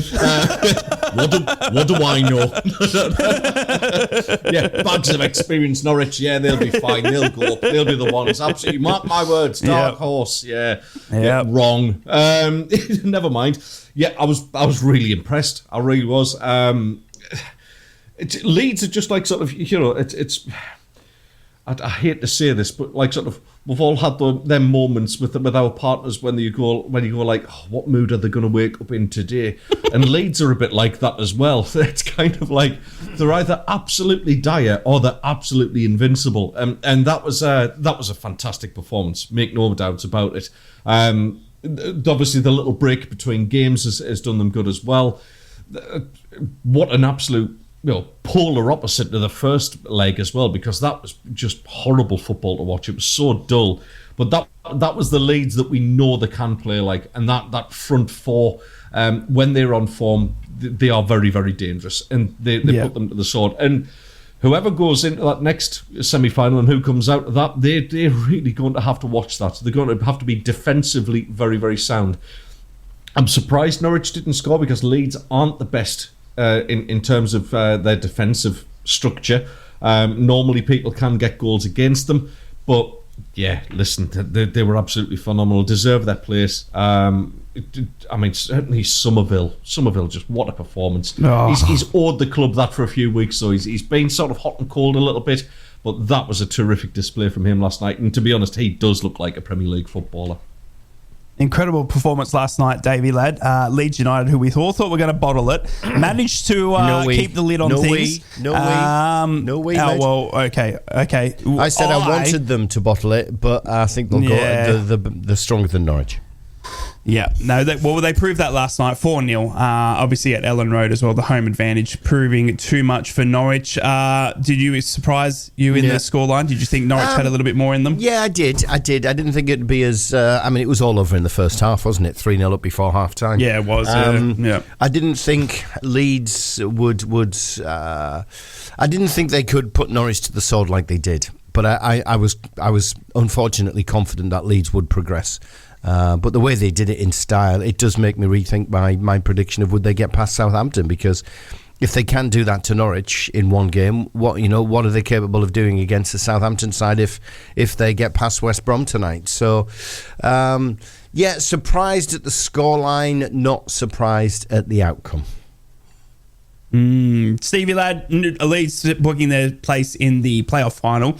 Everyone predicted Leeds to go straight back up. Obviously, it wasn't to be Ipswich Town and Leicester just beating them at the end. It is going to be a tough playoff final, whoever they face. But Leeds obviously stepping up and potentially coming back to the Premier League. A trip that you said is quite short for you to go and wouldn't be too bad for Newcastle fans next season. Yeah, it'd be good. I mean, it's funny, isn't it? Leeds' record in the playoff games is quite good. It's the playoff finals they're struggling, and promotions they struggle with, and that's why they were in the Championship for so long. I remember when Leeds went down all those years ago, after the glory years, if you like, and they looked destined to bounce back, but they were like one of the first clubs who, had a prolonged period out of the top flight, and they've struggled over the last 2 decades. But it was good to see them back in the Premier League. I've got no dislike for Leeds, and to be honest, it is a shorter away trip. It's beneficial for fans from fans from Newcastle to be able to travel a shorter distance to go there. But it's going to be an interesting game tonight. We'll see what happens with West Brom and Southampton. I still fancy Southampton to get through. I think that Southampton will be the team that get promoted. I haven't changed my mindset despite Leeds going mad last night with a wonderful performance. But I think it'll make for a good final. I think if it's Leeds Southampton, I think we'll see a high scoring final as well. I don't think we'll see a tense game. I think we'll see a 2-1 or a 3-2. I think it'll have a few goals in it. But still think Southampton will be the team that comes up. I think Leeds will fail at the final hurdle again. What do you reckon, Teddy boy, if it is a Southampton-Leeds final? Do you think Leeds are going to be favourite to go up that? Or give us a prediction, I guess, first, what you're thinking tonight against West Brom. Again, one of my predictions, yeah. I still see Norwich. No. It's such a tough one, it really is. Steve's right in what he's saying. Leeds do struggle when it comes to the real pressure games. I fancy Southampton. I think there's only room for really one proper red and white club in the Championship. So let's get Southampton out of there, and we'll deal with Stoke next season and relegate them. So Southampton for me to go up. Showing how inaccurate he is, isn't he? One red and white club in the Championship. That means we must be promoted then, mate. We've just got to get into the Premier League then pretty quickly. So Ted can have his one red and white club. We are, I'd say we're mainly red. The station's called the Red, not the Red and White. Got him! You got him! Got him! I got him! He's got him! What a win! Al, are you still there? We've got our producer has been absolutely murdered live on air. We need a new one. And is Dave, the cat called the red, white, and black? I mean, who's to state that the use of the term the red is to do with the colour of a football kit? You've just joined into the 2004 debate of the colour of the stations. I've just been going through my dictionary, actually, and the definition of worky ticket's got a big photo of Ted on it this week. What can I say? What can I say? If the cap fits, I can be a worky. I almost had another hammered headline. That's why we for the don't day, bite. but I don't, yeah, exactly. It's going to be a fantastic game tonight. Obviously, West Brom versus Southampton. Wish you all the best to both teams, but let's not be silly. It's going to be a tough old slog for any of these teams in the Premier League next season, as we saw this evident with these three teams. You know what's crazy as well, Teddy boys? We're looking at Luton, Sheffield United and Burnley coming down. They're going to be no mugs in the Championship next season. I mean, they recruited really well, especially Luton Town. They've got a very decent Championship squad there that's going to cause some drama next season. Burnley especially as well. I mean, Aaron Ramsey, Dave, is if he comes back fit, we all know what he can do in the Championship. Sheffield United the same. I mean, they got Cameron Archer. He didn't fire in the Premier League, but we all know what they can do in the Championship, because it's going to make for tough next season, isn't it? And then we saw this season with the Ipswich Town coming out of nowhere. I mean, Portsmouth in their derby as well. I mean, can anyone predict, does anyone want to put some money on Derby or Portsmouth doing the same as what Ipswich did this season, Teddy boy? No, nowhere near. No? You don't think they can do nowhere it? Near. Nah. No? No, definitely not. Okay. No. And clip that for us. So next season when Portsmouth are back-to-back promotions, we can play that back to Teddy boy. I honestly can't stand Portsmouth. I know you can't. You leave them alone, all right? Come on, geez, they're back in the Championship. Going to be an interesting game next season, Sunderland versus Portsmouth. I just can't stand Derby, I tell you. We're going to take a short break. We're going to give you your travel news of what's happening around the North East. When we come back, we're going to talk about Ange Postecoglou being under pressure, but he's not the only one with Australian vibes under pressure. The A-League down here in Australia has been absolutely smashed in the past week or so, and it's looking like we're not even going to have our own football league in Australia. Going to talk to the lads about that right after this. From Wickham to Whitley Bay, Stonygate to Shields, Doggy to Darlow Backlane, Steve, Ted and Rye. The North East Footy Breakfast. Right across the North East, the Red, the Toon and the Cat. Happy Friday. Welcome back to the North East Footy Brekky show on the eve of the end of the season for the Premier League. There'll be no more football, but you will be having us all of next week, and we're going to get some special guests on to wrap up the season, go look at some of the best bits, and maybe do a food challenge or two, Ted. What do you reckon? Live on air, you and I? Just eat one of those burgers? If I'm allowed. Yeah, of course we can. I've got to get written permission. Ours, our new producer will allow it, 100%. Yeah, 100%. All right, fair enough. Steve, I just wanted to quickly ask you, mate, obviously on the eve of Newcastle's last game against Brentford, mate, how many players, if you were to guess, are going to be wearing the Newcastle United top for the last time this weekend? I mean, we saw this with Middlesbrough, and I was asked the same question, and I was saying 3 or 4 at least, but I'd be thinking maybe a little bit more 9. for Newcastle come 9. 9 players. 5 out of contract. So there's 5, and I think there'll be 4. I think it'll be 4 go. I think Bruno is the one where there's a question mark. His body language in the last 2 games suggests to me that there's certainly been talk about him going. I think he could, he could be the big player that leaves. Would help Newcastle's FFP. They're not struggling in the midfield area. Tonali will be back next season. They might have to find a different way of playing, but I've been listening to Man City's manager Pep Guardiola wax lyrical about Bruno in the last couple of weeks. No way. And I think he could go to Man City. And it's just that's just from conversations I've had with other supporters. We feel that potentially Bruno could go. He could be the big one that goes. Doesn't mean Newcastle's a selling club. It means they're doing the FFP correctly, and they'll be bringing players in. There's plenty of players who they could bring in.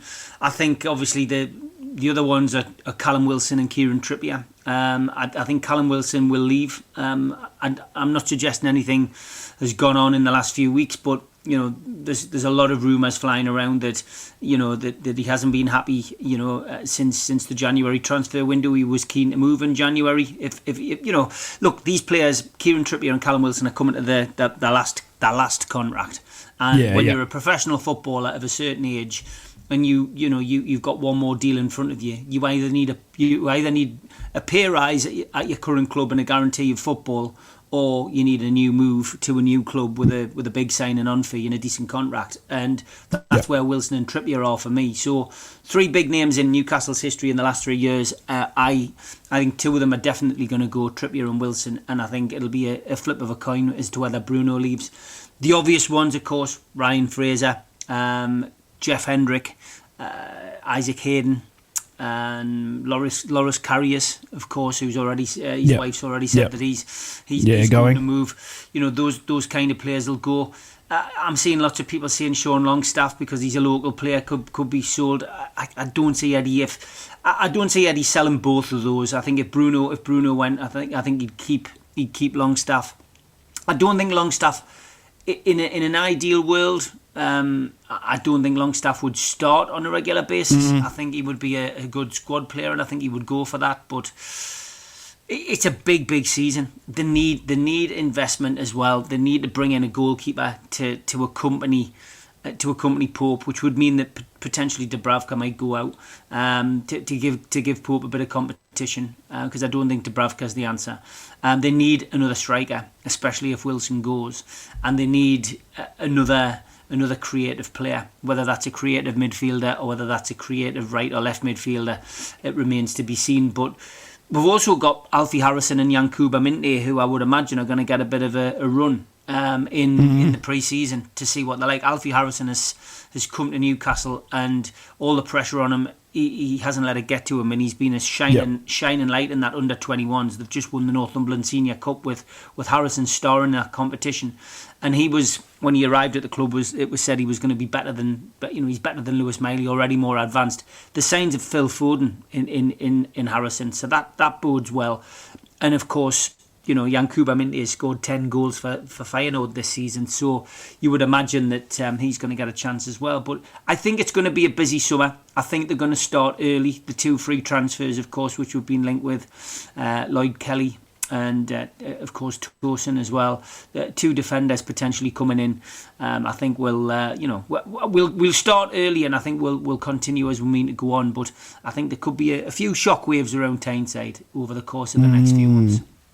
You think there's going to be any big upsets in terms of who comes out and leaves, surprising you? But Bruno, I've just mentioned him. Bruno, yeah. I think that'll be it. They won't allow Isaac to leave, and they won't allow Gordon to leave. But Bruno has a release. Bruno has a release clause, and I think that there's 3 teams potentially who could. It's 100 mil though, right? Isn't it? Yeah. So Manchester City. Yeah.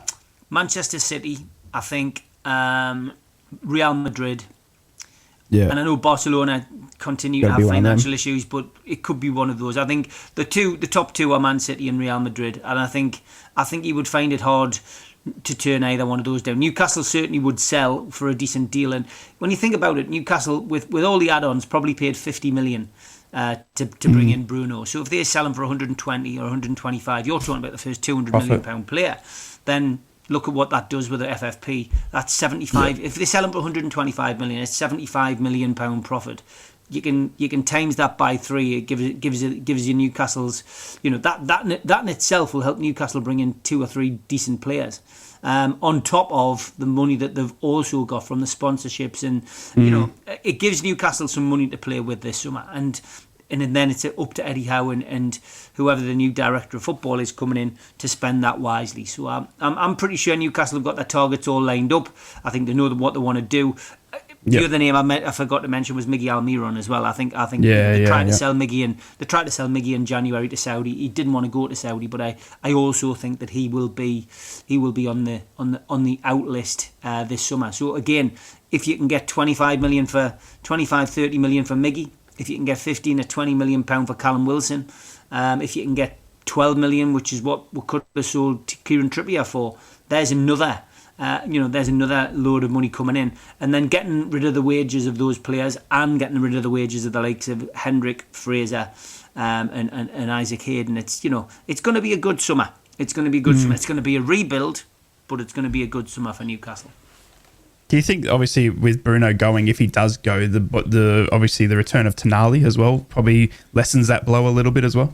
Massively, because he was brought in was he brought in to play with Bruno? I don't think so. I mean, I can cast my mind back to the first game of the season against Aston Villa, and Newcastle completely destroyed Villa with that midfield of Bruno, Joe Linton and Tonali.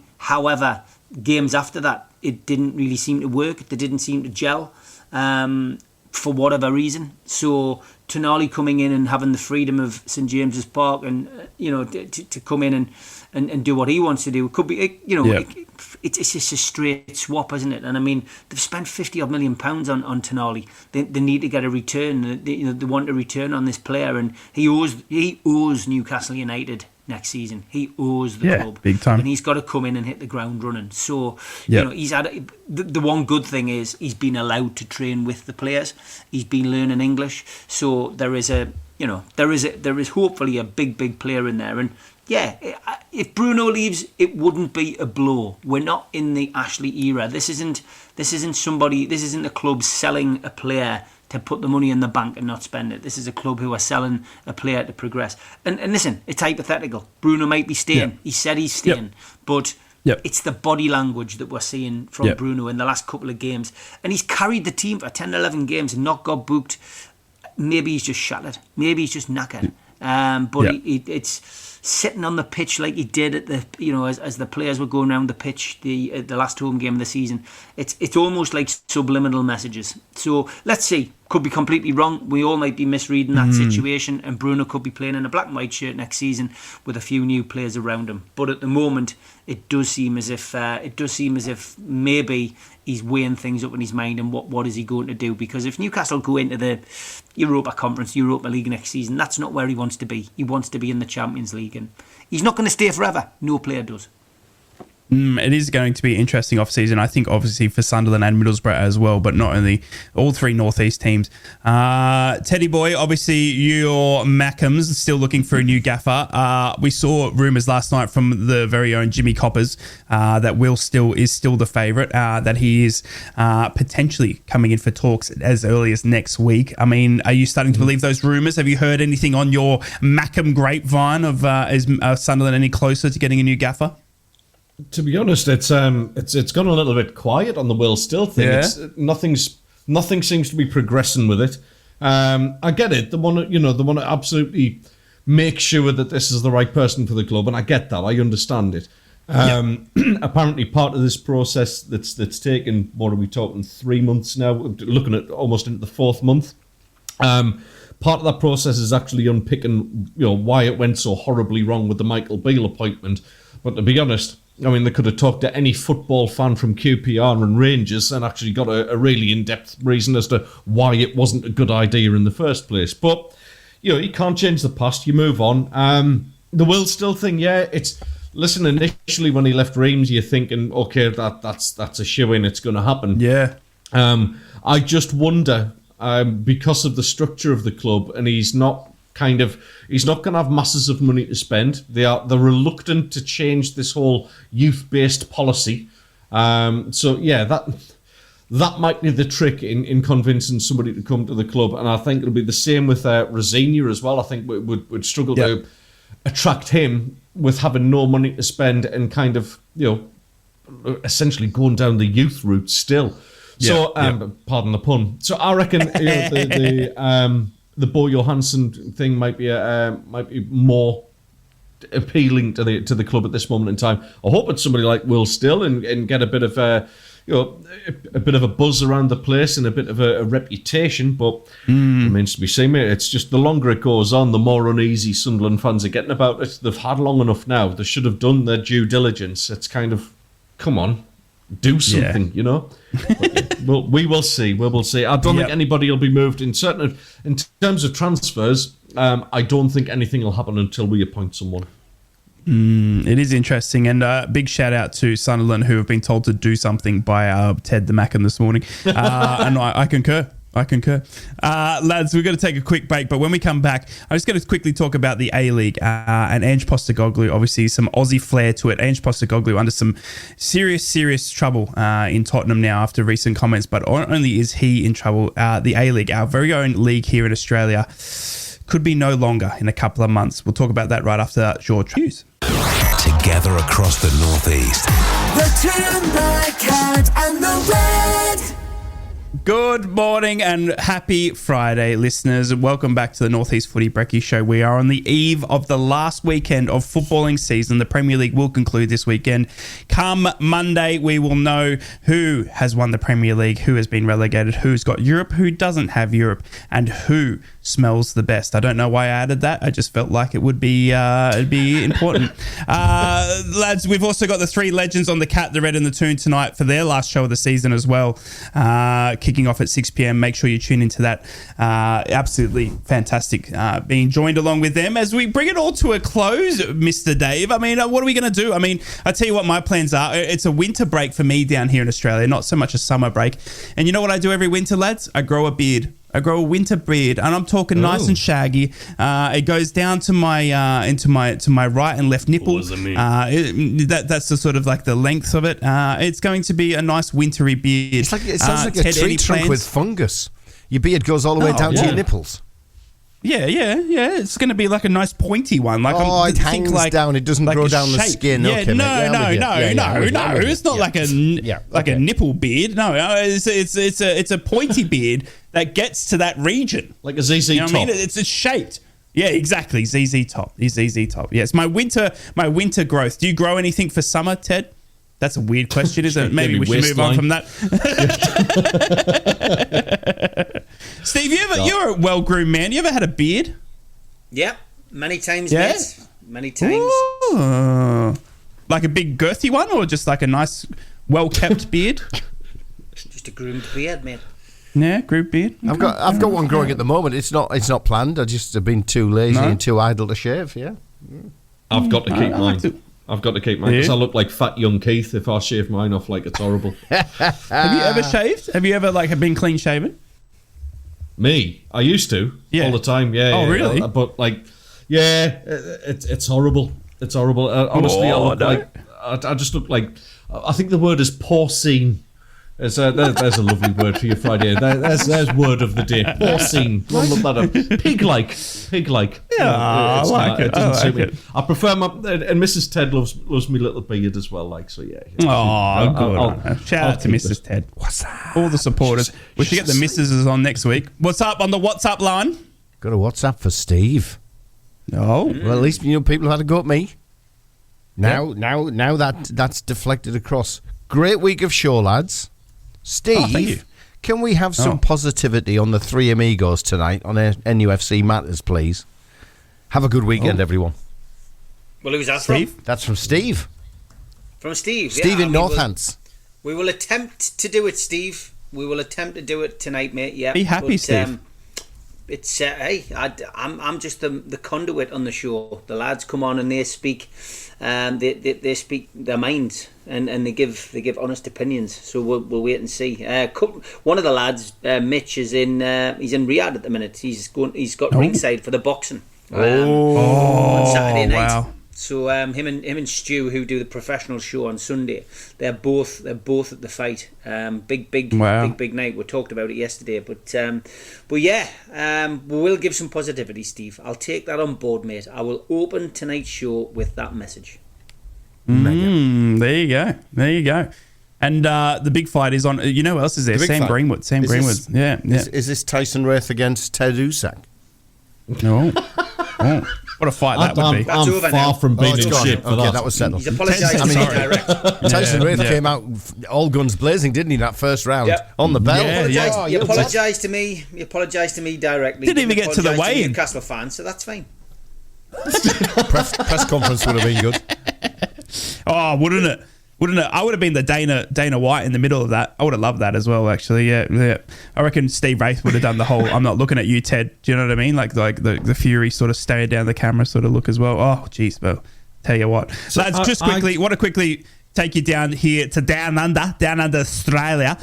Come on down to the bushland. Ange Postecoglou is obviously under a lot of pressure now since Tottenham's failure to sort of get any trophies once again. But he's been coming under criticism for trying to build what is a winning mentality at Tottenham. He said in his press conference earlier this week that he will not ever apologise for trying to build a winning culture. Any fan that wants to sit in that stadium and not watch his team win are not welcome at Tottenham no longer. He said it would be easy for us if we had some historical leverage to fall back on, i.e. a trophy, because then we could have bargaining rights. You know what I mean? We could sit back and say, well, we got some trophies. You know, we can actually argue the point, you know, that we have been successful. But he said that hallway is pretty bare. And he said he's not going to be another manager that comes and goes without trying to change the culture of a club. Absolutely massive words there from Ange Postecoglou. But, I mean, I think he's facing a bit of a losing battle. I think changing the culture of a football club is a lot bigger than just changing the results on the pitch side. Ted, do you think Ange is facing a losing battle? He's also had support this week from Mourinho and Conte as well, ex-managers of Tottenham, saying that the reason that they both still look back on their Tottenham time as poorly as they do is because they weren't able to change the culture of trying to turn the club, the town, the area into a winning side. I mean, is Ange got just the toughest battle on his hands whatsoever? I mean, here in Australia, we're expecting to see him play Newcastle next week, but there are talks that he might not even make that. It'd be a real shame. I totally understand his frustration because the way that the Spurs fans were going on during that game, you know, celebrating a 2-0 defeat because your nearest rivals don't get to win the league. That just shows Spurs for what they are. They're a small club masquerading as a big club, and that's what they are. They're preoccupied with finishing above Arsenal. That to them is success, finishing above Arsenal. Now, obviously, if you do that this season, you're going to be champions, but that's not what they're getting at. You know, let's say if they were both down in 16th and 17th, if Spurs finished in 16th and Arsenal 17th, they would see that as a successful season. And I'm starting to think that the ownership is actually the same. I think that's what Ange was getting at. Is that if they're building the foundations of a successful season on being just slightly better than Arsenal, then that's pathetic. It really is. That is actually small club mentality. So yeah, I feel for him. I hope he still is there because I think he's got a lot to offer. I don't think he'd be short of offers in the Premier League, to be honest with you. I don't think that would be the end of Ange, even if he didn't. I think he deserves a better club than Tottenham, if I'm being perfectly honest with you. You know, anywhere else in the Premier League, I think he would actually be a success. But when you've got Conte, somebody like Conte, I mean, who's, you know, absolutely marvellous manager, Mourinho, who has been a marvellous manager as well. When you've got both of them going, you just can't change the way they are. You know, we would joke about always being a little bit Spursy. Well, yeah, unless there's massive changes at that club, they're always going to be like that, and they're always going to have that small-time mentality. Steve, is it harder to change a winning culture than to change results on the pitch? Ange has come out this week and said that that's what he's trying to do, but Australian media down here are reporting that obviously Ange is due to play your mob here in Australia next week, but he might not be in charge. Yeah, I mean, look, it is hard to change a mentality in a football club. I mean, there's been talks of Newcastle having a jinx on them for years. We've not won a trophy since '69, and we've had some amazing managers, some big name managers come in and failed at the club. You know, our only success is having a team that entertained in the 90s. That's it. We've got numerous cup finals and failed, so it is very difficult to change that. I'll flip it round. You know, Ted's going in on the Spurs fans. I agree with him in the sense that the Spurs fans celebrating a defeat, for their team just so Arsenal couldn't win the league is pathetic. But we've all got fans like that. Tell me that there wouldn't be Sunderland fans or Newcastle fans if the boot was on the other foot and we were neck and neck at the top of the Premier League, and you know Sunderland had to, if Sunderland won, Newcastle would win the league. Tell me that there wouldn't be fans doing that at the Stadium of Light and vice versa. So I can understand it. Ange's unfortunately had that person sitting behind him at the ground. And that is what has prompted this heated discussion, because then in the press conference, he's asked the question about the altercation with a fan. You know, he's not talking about the thousands of other fans in the ground. It's that one person. And nowadays, you know, mobile phones are out quick. You know, quicker than you can say mobile phone, and the person's filmed, and these things are captured. We saw it with Marcus Rashford at Manchester United against Newcastle the other night. He was in the warm-up as a fan having a go, and there's people filming it straight away, and it's all over social media, and Rashford's getting a lot of stick for what he said. It's the mentality, and it's the world we live in. But I will be disappointed if Ange decides that he's had enough because of that, because he has been a breath of fresh air. And I don't mind admitting when I'm wrong. At the start of the season, I predicted that he would be sacked. I thought he would be the one to go. I thought he'd be the first to go. I didn't think he could make the transition from the Scottish Premier League and Celtic to Spurs, especially with the way Spurs are and Levy is at Spurs. Very difficult club for any manager to go to. We've seen some big names fail there as well. But credit to him, and I think it'll be Spurs' loss and somebody else's gain if Ange does leave, and it'll be disappointing to see him leave the Premiership, because I think he's been refreshing.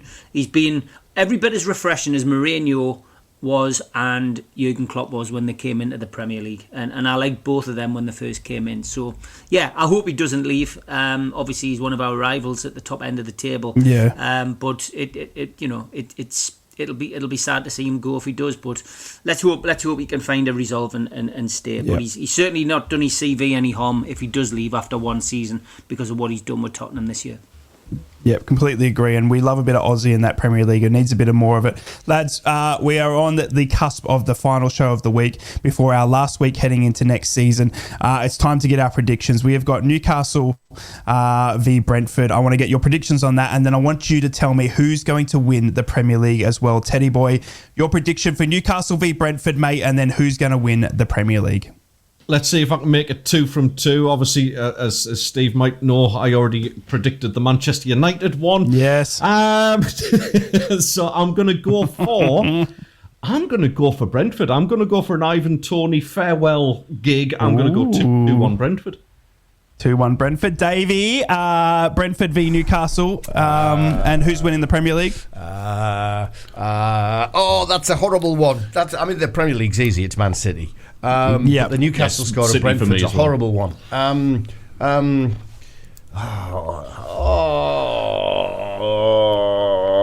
A draw.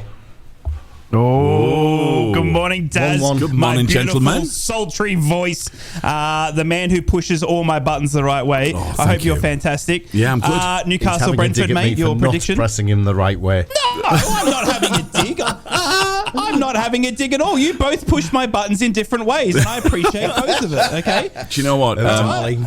For the years that I've been on this earth, I never thought I would hear the phrase nipple beard on the radio. It's just, it's a first for this show. That's the type of talk I bring. Radio. It's groundbreaking, exactly.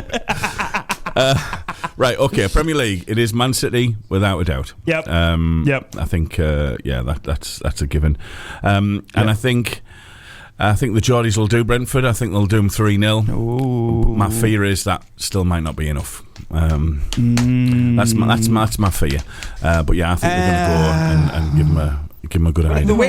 If they win, that's it. They've qualified for Europe, albeit they've got to wait to see whether Manchester United win. What others do. The cup. Yeah, but if Newcastle win and Manchester United win, Newcastle finish above Man U for the first time in Premier League history. So. Which brilliant. 2-2. What's your prediction, Ted? 2-2 draw for me, and Manchester City to win the league. Yes, I'm going to go for Manchester United to draw as well at Brighton. So I'm going to go Newcastle in Europe. Jeez, I'm going to go 3-2. I'm going to go Brentford to get that Ivan Toney finish before he signs off and moves on. And I think Brentford are going to win at home. And I just think, obviously, Newcastle just struggling with Isak not up front, Callum Wilson out as well. We'll hear from Eddie Howe today, but it's going to be an interesting game. Enjoy your last weekend of football, you beautiful souls. Did we get Teddy's? Yeah, we got first. Yeah, we got Teddy's. I've got one winging in via WhatsApp here. 3-1 Brentford, unfortunately. I'm not confident Man City will win the league, and that's from Matty, so that's one to end. But by the way, congratulations to Al in Stockton. He said that burger in Europe is called the Royale Cheese. Yeah, well done. Get in. Congratulations. Daz, it is over to you, mate. We are done for another beautiful week. We've got one more week to go. We got the last weekend of football. What have you got for us to take us into our mid-morning? We've got all the usual favourites. We'll have a look at the TV. We'll have a look at showbiz. We'll have a look at the newspaper front pages. And, of course, the quiz that it's sweeping the nation. And it's our Friday Jukebox. You say it, we play it. 0330 043 2002. Let's have the best music mix as selected by you. You have been the beautiful listeners. We have been the North East Footy Brekky Show. We will see you Monday for our last week. We're going to have special guests, flashbacks, talkbacks, beard nipples, all the lot coming to you for one last time next week. I hope you have a fantastic weekend. What did I say? The other way around. No, let's not repeat it too many times. Now I've made it weird. Now I've made it weird. Oh, now you have. Now. Yeah, now it's odd. Yeah. Have a fantastic weekend, everybody. We'll see you Monday. Take it easy. Ta-ra.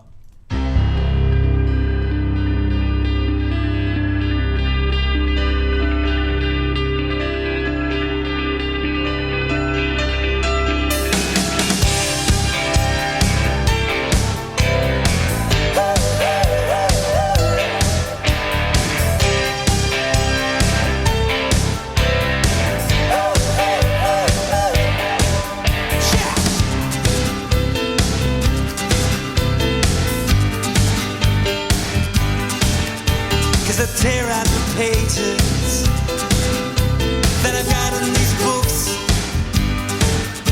to find just some words to get some reward, and it show you all the photographs that I ever got took, and I play old 45s that now mean nothing to me. And you're a real gone kid. Maybe now, baby. Maybe now, baby. Maybe now, baby. Maybe now, baby. Maybe now, baby. Maybe now, baby. I'll do what I should have did.